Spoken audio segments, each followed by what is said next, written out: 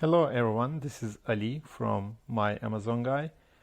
Today's video I want to share with you a few tips related to your Amazon listings and account health. Let's get started. The first one I want to talk about is when you don't have any listing problem in your account health dashboard, but your listing can be search suppressed.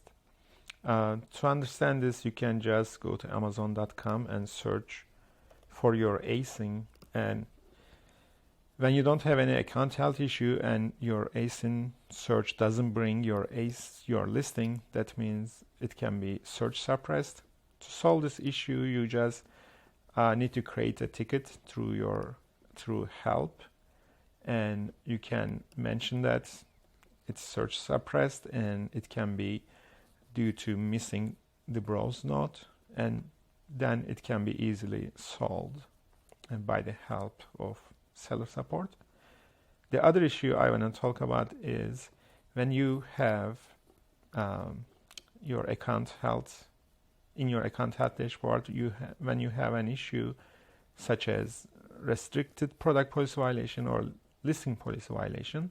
In these cases, you need to update your listing because it may have some prohibited claims, for example, medical claims such as anti-inflammatory or prevents cancer or cures or treats any sickness. In these situations, you can use a feed file to update your file, and you should definitely check your product name if it has any claims like medical claims, and you need to check your description. If it has product description, if it has any claims, you need to go through it and remove those claims. And of course, bullet points, you need to check your bullet points. And search terms.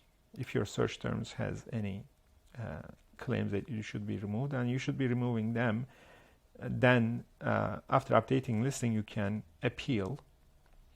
But the one thing I used to forget is A+ content. If your ASIN is attached to an A+ content, an enhanced brand content, then these prohibited claims can be coming from your A+ content. In this case, either you should remove your ASIN from A+ content, or you can update your A+ content and remove those claims. The next one I want to talk about is when you have a product condition complaint, such as used item sold as new, you should go to your performance notification. For example, here we have a problem as defective complaint, and it happened on October 18th. You should go to your performance notifications under performance menu and find a notice on that day or 1 day before or after.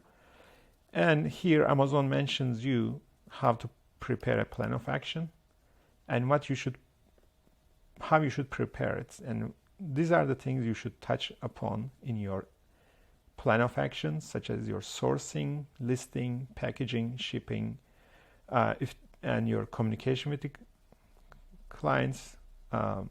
You don't need to mention that, but you need to check it. But these things you should touch upon them in your plan of action. If there is any issue coming from them, you should mention this in your plan of action. And in product condition complaints, customer complaints, you need to provide an invoice to Amazon. And this invoice should be from 1 year prior to this thing happened on October 18th. And don't forget to talk about this in your plan of action. That's it for today, and thank you for watching.